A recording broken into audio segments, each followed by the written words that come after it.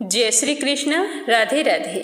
आज सावन माह के कृष्ण पक्ष का पहला गुरुवार है, तो आज के दिन भगवान भोले शंकर और विष्णु जी की कृपा पाने के लिए अपने सुनते हैं बृहस्पतिवार व्रत कथा। तो आप सभी इस कथा को एकाग्रचित्त होकर सुने और ज़्यादा से ज़्यादा भगवान के भक्तों में शेयर करें। भगवान के आशीर्वाद से आपके सारे मनोरथ पूर्ण हों। बोलो जगत के पालनहार की जय हो, देवों के देव महादेव की जय हो। तो पहली कहानी अपने सुनते हैं गौरी पुत्र गणेश भगवान की। प्राचीन समय की बात है, एक बहुत बड़ा नगर था। उस नगर में एक बूढ़ी माई रहती थी। उसके दो बेटे थे, दोनों धन कमाने के लिए परदेश गए हुए थे। वह बूढ़ी माई गणेश जी की परम भगत थी। रोजाना सुबह जल्दी उठती, स्नान आदि से निवृत्त होकर सबसे पहले गणेश जी भगवान की पूजा करती। लेकिन पूजा करने के लिए उसके पास कोई गणेश जी की मूर्ति नहीं थी। वह रोजाना मिट्टी का गणेश जी बनाती और फिर उसकी पूरी प्रेम भाव से सेवा किया करती थी। मिट्टी के गणेश जी को पहले नहलाती, फिर सिंदूर से तिलक करती, दुर्वा घास अर्पित करती और दोनों हाथ जोड़कर कहती कि हे गणेश जी भगवान, परदेश गए मेरे बेटे जल्द से जल्द खूब सारा धन कमाकर लौट आए। वह बुढ़िया बेचारी भोली भाली थी। जब वो मिट्टी के गणेश जी को स्नान करवाती तो वह पानी के साथ बहने लगता और जब तक पूजा पाठ समाप्त करती तो वह मिट्टी के ढेले की तरह बन जाता। तो यह देखकर बूढ़ी माई को बहुत ही दुख होता था। अगले दिन फिर रीझ लगाकर गणेश जी की मूर्ति बनाती, पर वो तो मिट्टी की होती तो वह गल जाती। तो एक बार उस बूढ़ी माई के पड़ोस में एक साहूकार का मकान बन रहा था। तो वो वहां जाकर मिस्त्री से कहने लगी कि मिस्त्री जी, मुझे पत्थर का गणेश जी बना दो। मैं गणेश जी की रोजाना पूजा करती हूँ, पर वो तो मिट्टी का होता है। जब उसे स्नान करवाती हूँ तो वह तो मिट्टी का ढेला बन जाता है। तो यह सुनकर मिस्त्री और मजदूर हंसने लगे। मिस्त्री कहने लगा कि मैं तुम्हारे लिए पत्थर का गणेश जी बनाऊंगा तो उतने समय साहूकार का कोई काम पूरा करूंगा। तुम्हें पता है, तुम्हारे लिए गणेश जी की मूर्ति बनाने लग गया और साहूकार आ गया तो मुझे काम से निकाल देगा। तुम यहाँ से जाओ, मैं तुम्हारा ये काम नहीं कर सकता। तो बूढ़ी माई बहुत ही दुखी हुई और कहने लगी कि राम करे ये तुम्हारी दीवार कभी पूरी ना हो। तो बुढ़िया तो यह कह कर चली गई। अब मिस्त्री दीवार बनाते तो दीवार बिल्कुल टेढ़ी हो जाती और थोड़ी ही देर बाद में वो अपने आप गिर जाती। तो इस तरह करते करते सुबह से शाम हो गई। तो शाम को साहूकार वहां पर आया और पूछने लगा कि आज आपने क्या काम किया है? मुझे तो कोई भी काम किया हुआ दिखाई नहीं देता। आप इस तरह काम करोगे तो तुम्हें मजदूरी कौन देगा? तो मिस्त्री कहने लगा कि साहूकार जी, मैं आपको क्या बताऊं, आज सुबह एक बुढ़िया आई थी। वो कह रही थी कि मुझे पत्थर का गणेश जी बना दो। मैं मिट्टी के गणेश जी की पूजा करती हूँ जो पानी के साथ बह जाता है। मैंने कहा कि मेरे पास समय नहीं है और किसी दिन आना, तो उसे तो गुस्सा आ गया। वो कहने लगी कि राम करे तुम्हारी दीवार कभी पूरी ना हो, तभी से ये दीवार सीधी नहीं बन रही है। हम कितनी कोशिश कर रहे हैं, दीवार बनाते हैं, पहले ये टेढ़ी हो जाती है और उसके बाद ये गिर जाती है। तो मिस्त्री की बात सुनकर साहूकार कहने लगा कि जो कोई गणेश जी को नहीं मनाता है उसके साथ यही सब कुछ होता है। यह तो गणेश जी का किया धरा है। तो साहूकार वहां से चलकर बुढ़िया के घर गई और बुढ़िया को प्रणाम करके कहने लगे कि माई, मैं तुम्हें सोने का गणेश जी बनवा दूंगा, पर आप गणेश जी भगवान से कहो कि मेरा मकान जल्दी से पूरा हो जाए। हे माई, आज सुबह तुम क्या कहकर आई थी? उसके बाद तो एक दीवार भी पूरी नहीं हुई। अगर इसी तरह चलता रहा तो मेरा मकान कैसे पूरा होगा? तो यह सुनकर बूढ़ी माई बहुत ही खुश हुई और कहने लगी कि बेटा, ऐसी कोई बात नहीं है, तुम्हारा मकान बहुत ही जल्द पूरा होगा। तुम अब जाओ और गणेश जी का चमत्कार देखो। तो जैसे ही साहूकार बुढ़िया से मिलकर मिस्त्री के पास आया तो देखा कि दीवार तो सारी की सारी बनी हुई है। तो यह देखकर साहूकार और मिस्त्री मजदूर सारे बहुत ही हैरान हुए और जोर जोर से गणेश जी भगवान का जयकारा लगाने लगे। दूसरे दिन से मकान का कार्य जोरों शोरों से शुरू हो गया और थोड़े ही समय में साहूकार का मकान बनकर तैयार हो गया। तो साहूकार ने मकान का उद्घाटन किया तो सबसे पहला निमंत्रण पत्र बुढ़िया माई को दिया और कहा कि हे माई, आपको जरूर आना है, आप तो मेरी माताजी हो, मैं तुम्हारा इंतजार करूंगा। तो उद्घाटन के दिन बुढ़िया साहूकार के घर गई तो साहूकार बूढ़ी माई को देखकर बहुत ही खुश हुआ और बूढ़ी माई की खूब आवभगत की।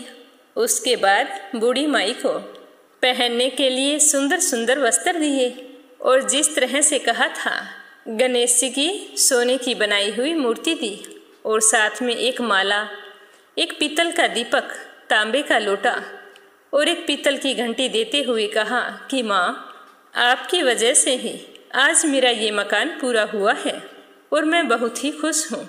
अगर तुम्हें कभी कोई चीज़ की ज़रूरत हो तो मुझसे निसंकोच कह सकती हो, मैं तुम्हारे बेटे जैसा हूँ। यह कहकर साहूकार ने बूढ़ी माई के चरण स्पर्श किए तो बुढ़िया माई आशीर्वाद देती हुई कहने लगी कि बेटा, खूब फलो फूलो, खूब तरक्की करो। यह सब कुछ मैंने नहीं, मेरे गणेश जी भगवान ने किया है। मुझे तो बस अब और कुछ नहीं चाहिए। मैं तो चाहती हूँ कि मेरे बेटे परदेश गए हैं और वो जल्दी से घर आ जाए। बूढ़ी आंखें अपने बेटों को देखने के लिए तरस गई है। तो साहूकार की खूब चलती थी। उसने बुढ़िया माई के कहने पर परदेश में पता करके बुढ़िया के दोनों बेटों को बुलवा लिया और अपने यहाँ काम पर रख लिया। तो बुढ़िया माई अपने बेटों के वापस आ जाने पर बहुत ही खुश हुई। फिर उनका विवाह कर दिया। घर में 2 बहुएं आ गई और समय के साथ बुढ़िया के पोती पोते हो गए। इस तरह गणेश जी भगवान की पूजा करने से बुढ़िया का घर सुखी, संपन्न और हरा भरा हो गया। बुढ़िया माई बहुत खुश रहने लगी और रोजाना अपने सोने के गणेश जी की पूजा करती और माला से गणेश जी के नाम लेती, घंटी बजाकर गणेश जी का स्वागत करती और जल से भरे हुए कलश से सूर्य भगवान को अर्घ्य देती। तो भगवान की कृपा से बुढ़िया माई अपने जीवन के समस्त सुखों का भोग करती हुई अंत में मोक्ष धाम को गई। हे गणेश जी महाराज, जैसा आपने बुढ़िया को दिया वैसा सबको देना। जो भी आपकी इस कथा को सुने, सुनाए या फिर हुंकारे भरे, उसकी सारी मनोकामनाएं पूर्ण करना। बोलो गणेश जी महाराज की जय हो। एक नगर में एक बड़ा व्यापारी रहता था। वह जहाजों में माल लदवाकर दूसरे देशों में भेजा करता था। वह जिस प्रकार अधिक धन कमाता उसी प्रकार जी खोलकर दान भी करता था। परंतु उसकी पत्नी अत्यंत ही कंजूस थी। वह किसी को एक दमड़ी भी दान नहीं करती थी और व्यापारी से भी ऐसा करने के लिए मना किया करती थी। एक बार वह सेठ व्यापारी दूसरे देश को व्यापार करने गया हुआ था तो पीछे से गुरुदेव ने साधु वेश में उसकी पत्नी से भिक्षा मांगी। तो व्यापारी की पत्नी ने गुरुदेव से कहा कि साधु महाराज, मैं तो इस दान पुण्य से तंग आ गई हूँ। आप कोई ऐसा उपाय बताएं जिससे हमारा सारा धन नष्ट हो जाए और मैं आराम से रह सकूं। मैं इस तरह धन लूटता हुआ नहीं देख सकती। तो गुरुदेव ने कहा कि हे देवी, तुम बड़ी विचित्र हो। धन और संतान से कोई दुखी होता है भला? अगर तुम्हारे पास अधिक धन है तो शुभ कार्यों में लगाओ, कुंवारी कन्याओं का विवाह करवाओ, विद्यालय और बाग बगीचों का निर्माण करवाओ। ऐसे पुण्य कार्य करने से तुम्हारा लोक और परलोक सार्थक हो सकता है। परंतु साधु की इस बातों का व्यापारी की पत्नी पर कोई भी असर नहीं हुआ। वह तो बिल्कुल भी खुश नहीं हुई। उसने कहा कि साधु महाराज, मुझे ऐसा धन नहीं चाहिए जिसे मैं हमेशा दान करती रहूं। तो गुरुदेव बोले कि यदि तुम्हारी ऐसी ही इच्छा है तो तुम एक उपाय करना। 7 बृहस्पतिवार तक घर को गोबर से लीपना, अपने केसों को पीली मिट्टी से धोना, केसों को धोते समय स्नान करना और व्यापारी से हजामत बनवाने को कहना, भोजन में मांस मदिरा खाना, कपड़े अपने घर पर रोजाना धोना और गुरुवार के दिन अवश्य धोना। ऐसा करने से तुम्हारा सारा धन नष्ट हो जाएगा। इतना कहकर गुरुदेव तो वहां से अंतर्ध्यान हो गए। व्यापारी की पत्नी ने जैसे गुरुदेव ने कहा था उसके अनुसार 7 गुरुवार तक वैसा ही करने का निश्चय किया और जैसा साधु बताकर गया था वैसा ही करने लगी। केवल 3 गुरुवार बीते थे कि उनकी सारी धन संपत्ति नष्ट हो गई और वह परलोक सिधार गई। जब व्यापारी वापिस आया तो उसने देखा कि उसका सब कुछ नष्ट हो चुका है और बेटी अकेली ही बैठी रो रही थी। तो व्यापारी ने अपनी बेटी को दिलासा दी और उसे लेकर दूसरे नगर में जाकर बस गया। वहां वह जंगल से लकड़ी काट कर लाता और शहर में बेचता। इस तरह वह अपना जीवन यापन करने लगा। एक दिन उस व्यापारी की बेटी ने अपने पिताजी से कहा कि पिताजी, मुझे तो दही खाना है। लेकिन व्यापारी के पास तो दही खरीदने के लिए पैसे नहीं थे। लेकिन वह अपनी बेटी को कहकर गया कि बेटा, मैं तुम्हारे लिए दही लेकर आऊंगा। ऐसा कहकर वो जंगल में लकड़ी काटने चला गया। वहां जाकर एक पेड़ के नीचे बैठकर अपनी पूर्व दिशा पर विचार करके रोने लगा। उस दिन गुरुवार था। तभी वहां पर गुरुदेव साधु के रूप में प्रकट हो गए और सेठ के पास आए और बोले कि हे मनुष्य, तू इस जंगल में किस चिंता में बैठा है? तब व्यापारी बोला कि हे महाराज, आप तो सब कुछ जानने वाले हैं। इतना कहकर व्यापारी ने अपनी सारी कहानी साधु महाराज को सुनाई और रो पड़ा। तो गुरुदेव बोले कि देखो बेटा, तुम्हारी पत्नी ने गुरुदेव का अपमान किया था, इसी कारण तुम्हारा यह हाल हुआ है। लेकिन अब तुम्हें किसी प्रकार का भय नहीं है, तुम चिंता मत करो। तुम गुरुवार के दिन बृहस्पति देव का व्रत करो। 2 पैसे के चने और गुड़ को लेकर जल के लोटे में शक्कर डालकर वह अमृत और प्रसाद अपने परिवार और सदस्यों तथा कथा सुनने वालों में बांट दो। स्वयं भी प्रसाद और चरणामृत को ले लेना। भगवान तुम्हारा अवश्य कल्याण करेंगे। तो साधु की बात सुनकर व्यापारी बोला कि हे महाराज, मेरे पास इतना धन नहीं है। मेरे पास तो इतने पैसे भी नहीं हैं कि मैं अपनी बेटी को दही लाकर दे सकूं। तो साधु बोले कि तुम लकड़ियां बेचने के लिए आज शहर में जाओगे तो तुम्हें लकड़ियों के दाम हमेशा से चौगुने मिलेंगे, जिससे तुम्हारे सारे कार्य सिद्ध हो जाएंगे। तो यह सुनकर लकड़हारा बना व्यापारी बहुत ही खुश हुआ। जल्दी जल्दी लकड़ियां काटी और शहर में बेचने के लिए चल पड़ा। उसकी लकड़ियां अच्छे दाम में बिक गई, जिससे उसने अपनी पुत्री के लिए दही लिया और गुरुवार की कथा हेतु चना और गुड़ लेकर कथा की और प्रसाद बांटकर स्वयं भी प्रसाद खाया। उसी दिन से उसके सभी कठिनाइयां दूर होने लगी।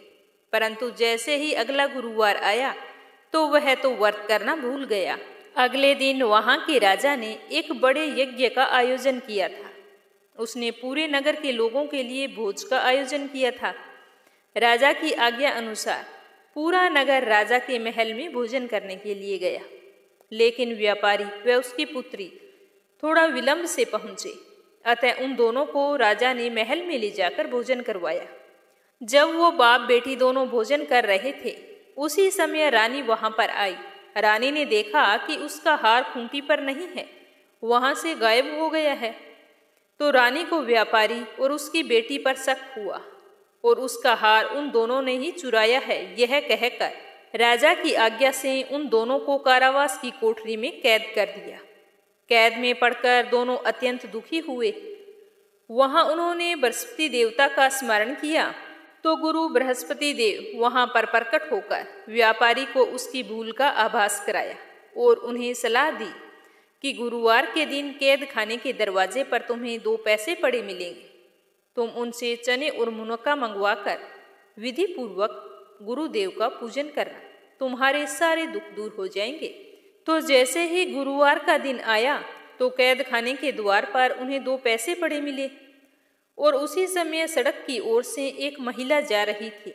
तो व्यापारी ने उसे बुलाकर कहा कि आप मेरे लिए गुड़ और चना ला दो। तो व्यापारी की बात सुनकर वह स्त्री बोली कि मैं अपनी बहू के लिए गहने लेने के लिए जा रही हूँ, मेरे पास थोड़ा भी समय नहीं है। ऐसा कहकर वो चली गई। थोड़ी देर बाद वहां से एक और स्त्री निकली। तो व्यापारी ने उसे बुलाकर कहा कि बहन, मुझे गुरुवार की कथा करनी है, तुम मुझे 2 पैसे का गुड़ चना ला दो। तो गुरुदेव का नाम सुनकर वह स्त्री बोली कि भाई, मैं तुम्हें अभी गुड़ चना लाकर देती हूँ। उसकी आंखों से आंसू बह रहे थे। वो बोली कि मेरे तो इकलौता पुत्र था, वो भी मृत्यु को प्राप्त हो गया। मैं उसके लिए कफन लेने के लिए जा रही हूँ। उसके अलावा मेरा कोई भी सहारा नहीं है, लेकिन मैं पहले तुम्हारा काम करूँ, उसके बाद अपने पुत्र के लिए कफन लाऊंगी। तो वह स्त्री रोती हुई बाजार से व्यापारी के लिए गुड़ और चना लेकर आई और फिर स्वयं भी गुरुदेव की कथा वहां पर श्रद्धापूर्वक सुनी। कथा समाप्त होने पर वह स्त्री कफन लेकर अपने घर गई तो घर के लोग उसके पुत्र की लाश को राम नाम सत्य है कहते हुए शमशान की ओर ले जाने की तैयारी कर रहे थे। तो वह बोली कि मुझे अपने लड़के का मुख देख लेने दो। तो जैसे ही उसने अपने बेटे का मुंह देखा तो उसके मुंह में गुरुवार का प्रसाद और चरणामृत डाल दिया। प्रसाद और चरणामृत के प्रभाव से वह तो पुनः जीवित हो गया। तो वहां पर इकट्ठे हुए गांव के लोग सारे आश्चर्यचकित हो गए और सोचने लगे कि यह चमत्कार कैसे हुआ। तो उसने कहा कि यह तो सब कुछ गुरुदेव की वजह से हुआ है। और जो पहली स्त्री थी जिसने गुरुदेव का प्रसाद लाने के लिए व्यापारी को मना किया था, जब वह अपने पुत्र विवाह हेतु पुत्र वधू के गहने लेकर लौटी थी और जैसे ही उसका पुत्र घोड़ी पर बैठकर निकला था, वैसे ही घोड़ी ने ऐसी उछाल मारी कि उसका पुत्र घोड़ी से गिर गया और मृत्यु को प्राप्त हो गया। तो यह देखकर वह स्त्री रो रो कर गुरुदेव से क्षमा याचना कर रही थी। तो उसी समय उसकी याचना से गुरुदेव वहां पर साधु के वेश में पहुंच गए और कहने लगे कि देवी, तुम्हें अधिक विलाप करने की आवश्यकता नहीं है। यह सब कुछ गुरुदेव का अनादर करने के कारण हुआ है। तुम अब वापिस जाकर मेरे भक्त व्यापारी से क्षमा मांगकर कथा सुनो, तभी तुम्हारी मनोकामना पूर्ण होगी। तो साधु के कहे अनुसार वह स्त्री जल्दी से जेल में गई और वहां जाकर व्यापारी से माफी मांगी और कथा सुनी। कथा के उपरांत वह प्रसाद और चरणामृत लेकर वापिस घर आ गई और घर आकर उसने चरणामृत अपने मृत पुत्र के मुख में जैसे ही रखा तो चरणामृत के प्रभाव से उसका पुत्र जीवित हो गया। तो वह बृहस्पति देवता का धन्यवाद करने लगी और संकल्प लिया कि अब से मैं भी गुरुवार के व्रत किया करूंगी। और उसी रात को बृहस्पति देव राजा के स्वप्न में आए और राजा से बोले कि हे राजन, जिस व्यापारी और उसकी पुत्री को तूने जेल में बंद कर रखा है वो बिल्कुल निर्दोष है। तुम्हारी रानी का हार वहीं खूंटी पर टंगा है। तो सुबह हुई तो राजा ने देखा कि रानी का हार तो खूंटी पर लटक रहा था। तो राजा ने उस व्यापारी को और उसकी बेटी को बुलाकर क्षमा मांगी और उन्हें आधा राज्य देकर और उसकी पुत्री का विवाह उच्च कुल में करवाकर खूब सारा दान दहेज हीरे जवाहरात दिए। इस तरह गुरुवार का व्रत करने से व्यापारी को अपना खोया हुआ मान सम्मान और धन दौलत पुनः प्राप्त हो गई। बोलो बृहस्पति देवता की जय हो। बोलो विष्णु भगवान की जय हो। एक बार श्री हरि विष्णु लक्ष्मी जी से बोले कि देखो लक्ष्मी, लोगों में कितनी श्रद्धा भक्ति बढ़ गई है। सारे लोग सारा दिन नारायण नारायण करते रहते हैं। तो भगवान श्री हरि विष्णु की बात सुनकर लक्ष्मी जी बोली कि आपको पाने के लिए नहीं, मुझे पाने के लिए लोगों में भक्ति बढ़ गई है। तो लक्ष्मी जी की बात सुनकर श्री हरि विष्णु हंसते हुए कहने लगे कि लक्ष्मी, अगर आपके लिए लोगों में इतनी भक्ति बढ़ गई है तो वो नारायण नारायण क्यों करते हैं, लक्ष्मी लक्ष्मी का जाप क्यों नहीं करते हैं। तो यह सुनकर लक्ष्मी जी बोली कि चलो, आपको विश्वास ना हो तो परीक्षा हो जाए इस बात की, जिससे आपको अपने आप पता चल जाएगा कि लोगों में किसके लिए श्रद्धा भक्ति बढ़ गई है। तो श्री हरि विष्णु भगवान ने एक ब्राह्मण का रूप धारण करके एक गांव में चले गए और वहां जाकर एक घर का दरवाजा खटखटाया। तो घर के यजमान ने द्वार खोलकर पूछा कि आप कौन हैं और कहाँ से आए हैं। तो ब्राह्मण का वेश धारे श्री हरि विष्णु भगवान कहने लगे कि हम तो तुम्हारे नगर में परमात्मा के नाम का कथा कीर्तन करना चाहते हैं। तो यह सुनकर यजमान बोला कि ठीक है महाराज, जब तक कथा होगी तो आप मेरे घर में रुक सकते हैं। तो बाद में गांव के कुछ लोग इकट्ठा हुए और सभी को बता दिया कि यहाँ पर कथा का आयोजन किया जा रहा है। तो सारे लोगों ने तैयारियां शुरू कर दी।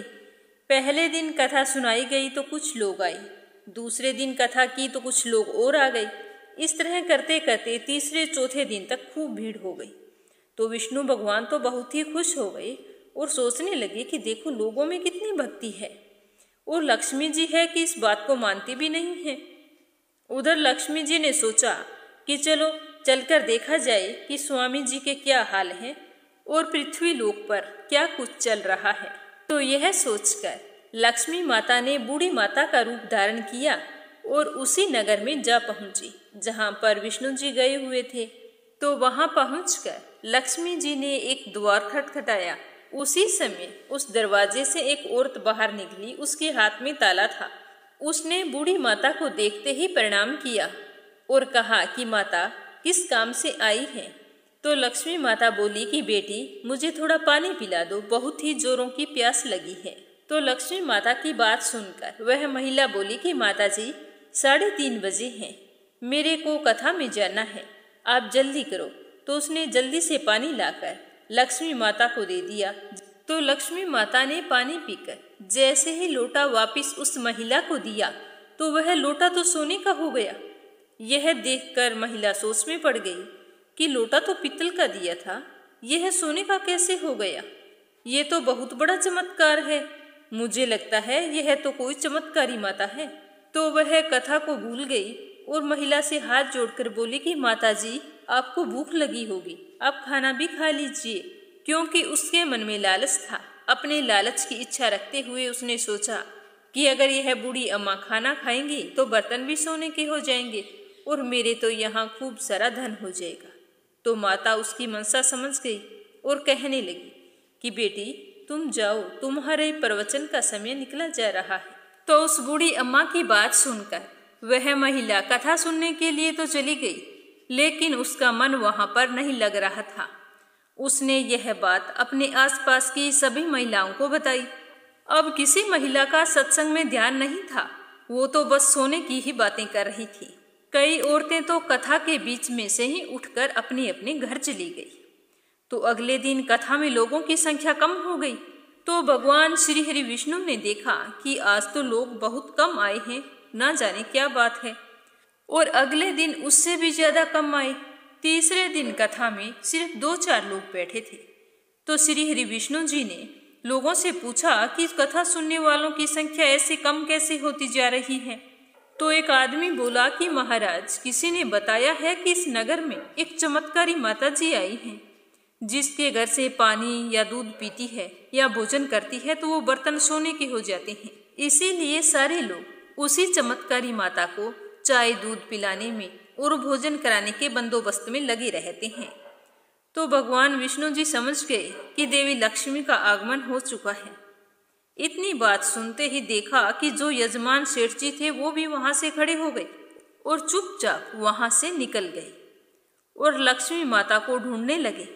जैसे ही बूढ़ी अम्मा का रूपधारी लक्ष्मी माता मिली तो वो बोले कि माता मैंने आपके बारे में गांव में बहुत चर्चा सुनी है। मैं तो भगवान की कथा का आयोजन कर रहा था, इसीलिए मुझे आपसे मिलने का समय नहीं मिला, लेकिन आपने भी मेरे घर को छोड़ दिया, आप मेरे घर नहीं आई।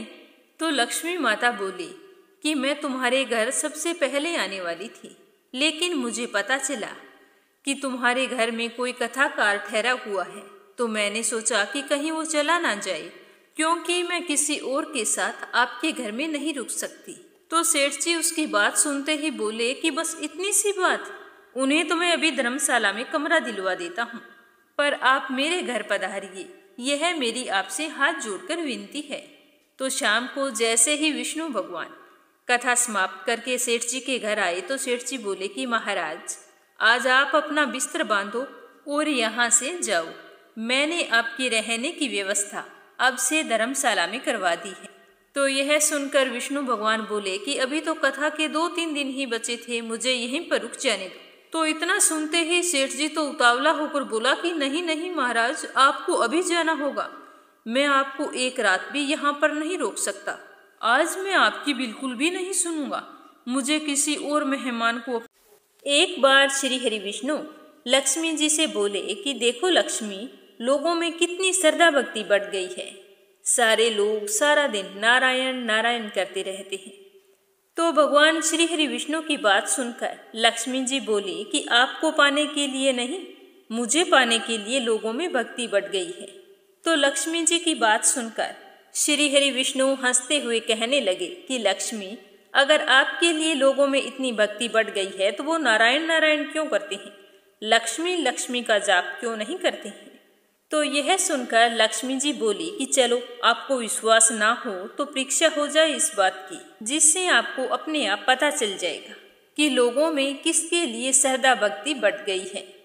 तो श्री हरि विष्णु भगवान ने एक ब्राह्मण का रूप धारण करके एक गांव में चले गए और वहां जाकर एक घर का दरवाजा खटखटाया। तो घर के यजमान ने द्वार खोलकर पूछा कि आप कौन हैं और कहां से आए हैं। तो ब्राह्मण का वेश धारे श्री हरि विष्णु भगवान कहने लगे कि हम तो तुम्हारे नगर में परमात्मा के नाम का कथा कीर्तन करना चाहते हैं। तो यह सुनकर यजमान बोला कि ठीक है महाराज, जब तक कथा होगी तो आप मेरे घर में रुक सकते हैं। तो बाद में गांव के कुछ लोग इकट्ठा हुए और सभी को बता दिया कि यहाँ पर कथा का आयोजन किया जा रहा है। तो सारे लोगों ने तैयारियां शुरू कर दी। पहले दिन कथा सुनाई गई तो कुछ लोग आए, दूसरे दिन कथा की तो कुछ लोग और आ गए। इस तरह करते करते तीसरे चौथे दिन तक खूब भीड़ हो गई। तो विष्णु भगवान तो बहुत ही खुश हो गए और सोचने लगे कि देखो लोगों में कितनी भक्ति है, और लक्ष्मी जी है कि इस बात को मानती भी नहीं है। उधर लक्ष्मी जी ने सोचा कि चलो चलकर देखा जाए कि स्वामी जी के क्या हाल हैं और पृथ्वी लोक पर क्या कुछ चल रहा है। तो यह सोचकर लक्ष्मी माता ने बूढ़ी माता का रूप धारण किया और उसी नगर में जा पहुंची जहां पर विष्णु जी गए हुए थे। तो वहां पहुंचकर लक्ष्मी जी ने एक द्वार खटखटाया। उसी समय उस दरवाजे से एक औरत बाहर निकली, उसके हाथ में ताला था। उसने बूढ़ी माता को देखते ही प्रणाम किया और कहा कि माता, किस काम से आई है। तो लक्ष्मी माता बोली कि बेटी, मुझे थोड़ा पानी पिला दो, बहुत ही जोरों की प्यास लगी है। तो लक्ष्मी माता की बात सुनकर वह महिला बोली कि माता जी, 3:30 बजे हैं, मेरे को कथा में जाना है, आप जल्दी करो। तो उसने जल्दी से पानी लाकर लक्ष्मी माता को दे दिया। तो लक्ष्मी माता ने पानी पीकर जैसे ही लोटा वापिस उस महिला को दिया तो वह लोटा तो सोने का हो गया। यह देखकर महिला सोच में पड़ गई कि लोटा तो पीतल का दिया था, यह सोने का कैसे हो गया। ये तो बहुत बड़ा चमत्कार है, मुझे लगता है यह तो कोई चमत्कारी माता है। तो वह कथा को भूल गई और महिला से हाथ जोड़कर बोली कि माता जी, आपको भूख लगी होगी, आप खाना भी खा लीजिए। क्योंकि उसके मन में लालच था। अपने लालच की इच्छा रखते हुए उसने सोचा कि अगर यह बूढ़ी अम्मा खाना खाएंगी तो बर्तन भी सोने के हो जाएंगे और मेरे तो यहाँ खूब सारा धन हो जाएगा। तो माता उसकी मनसा समझ गई और कहने लगी कि बेटी तुम जाओ, तुम्हारे प्रवचन का समय निकला जा रहा है। तो उस बूढ़ी अम्मा की बात सुनकर वह महिला कथा सुनने के लिए तो चली गई, लेकिन उसका मन वहां पर नहीं लग रहा था। उसने यह बात अपने आसपास की सभी महिलाओं को बताई। अब किसी महिला का सत्संग में ध्यान नहीं था, वो तो बस सोने की ही बातें कर रही थी। कई औरतें तो कथा के बीच में से ही उठकर अपने अपने घर चली गई। तो अगले दिन कथा में लोगों की संख्या कम हो गई। तो भगवान श्री हरि विष्णु ने देखा कि आज तो लोग बहुत कम आए हैं, ना जाने क्या बात है। और अगले दिन उससे भी ज्यादा कम आए। तीसरे दिन कथा में सिर्फ 2-4 लोग बैठे थे। तो श्री हरि विष्णु जी ने लोगों से पूछा कि कथा सुनने वालों की संख्या ऐसे कम कैसे होती जा रही है। तो एक आदमी बोला कि महाराज, किसी ने बताया है कि इस नगर में एक चमत्कारी माता जी आई हैं, जिसके घर से पानी या दूध पीती है या भोजन करती है तो वो बर्तन सोने के हो जाते हैं। इसीलिए सारे लोग उसी चमत्कारी माता को चाय दूध पिलाने में और भोजन कराने के बंदोबस्त में लगे रहते हैं। तो भगवान विष्णु जी समझ गए कि देवी लक्ष्मी का आगमन हो चुका है। इतनी बात सुनते ही देखा कि जो यजमान सेठ जी थे वो भी वहां से खड़े हो गए और चुपचाप वहां से निकल गए और लक्ष्मी माता को ढूंढने लगे। जैसे ही बूढ़ी अम्मा का रूप धारी लक्ष्मी माता मिली तो वो बोले कि माता, मैंने आपके बारे में गांव में बहुत चर्चा सुनी है। मैं तो भगवान की कथा का आयोजन कर रहा था, इसीलिए मुझे आपसे मिलने का समय नहीं मिला। लेकिन आपने भी मेरे घर को छोड़ दिया, आप मेरे घर नहीं आई। तो लक्ष्मी माता बोली कि मैं तुम्हारे घर सबसे पहले आने वाली थी, लेकिन मुझे पता चला कि तुम्हारे घर में कोई कथाकार ठहरा हुआ है, तो मैंने सोचा कि कहीं वो चला ना जाए, क्योंकि मैं किसी और के साथ आपके घर में नहीं रुक सकती। तो सेठ जी उसकी बात सुनते ही बोले कि बस इतनी सी बात, उन्हें तो मैं अभी धर्मशाला में कमरा दिलवा देता हूँ, पर आप मेरे घर पधारिए, यह मेरी आपसे हाथ जोड़कर विनती है। तो शाम को जैसे ही विष्णु भगवान कथा समाप्त करके सेठ जी के घर आए तो सेठ जी बोले कि महाराज, आज आप अपना बिस्तर बांधो और यहाँ से जाओ। मैंने आपकी रहने की व्यवस्था अब से धर्मशाला में करवा दी है। तो यह सुनकर विष्णु भगवान बोले कि अभी तो कथा के 2-3 दिन ही बचे थे, मुझे यहीं पर रुक जाने दो। तो इतना सुनते ही सेठ जी तो उतावला होकर बोला कि नहीं नहीं महाराज, आपको अभी जाना होगा, मैं आपको एक रात भी यहाँ पर नहीं रोक सकता। आज मैं आपकी बिल्कुल भी नहीं सुनूंगा, मुझे किसी और मेहमान को अपने घर में ठहराना है, इसीलिए आपको तो आज ही यहाँ से जाना होगा। तो सेठ जी और विष्णु भगवान के बीच में इस तरह वार्तालाप हो रहा था कि इतने में वहां पर देवी लक्ष्मी जी वहां आ गई और विष्णु जी की तरफ देखते हुए सेठ जी से कहा कि सेठ जी, आप थोड़ी देर बाहर जाओ, इन्हें मैं विदा कर दूंगी। तो लक्ष्मी जी की बात सुनकर सेठ जी तो बाहर आ गए और पीछे से लक्ष्मी जी भगवान से बोले कि प्रभु, अब तो मान गए कि लोगों में श्रद्धा भक्ति किसके लिए बड़ी है और नारायण नारायण क्यों करते हैं, लक्ष्मी लक्ष्मी क्यों नहीं करते। तो यह सुनते ही विष्णु जी हंसने लगे और बोले कि हाँ लक्ष्मी, तुम्हारा ही प्रभाव दिखाई देता है, लेकिन एक बात यह भी देखी गई है कि तुम वहां जाती हो जहां संत धार्मिक अनुष्ठान करते हैं और अपनी मेहनत की कमाई में विश्वास करने वाले लोग रहते हैं। इसका अर्थ यह है कि संत जहां भी कथा करेंगे आप वहां अवश्य आगमन करेंगे। इतना कहकर श्री नारायण ने बैकुंठ के लिए प्रस्थान कर दिया। अब प्रभु के जाने के बाद अगले दिन सेठ के घर गांव वालों की भीड़ जमा हो गई। सभी लोग चाहते थे कि यह माता सभी के घरों में आई, लेकिन विष्णु जी के जाने के बाद देवी लक्ष्मी ने सेठ और बाकी सभी गांव वालों से कहा कि अब तो मैं जा रही हूँ।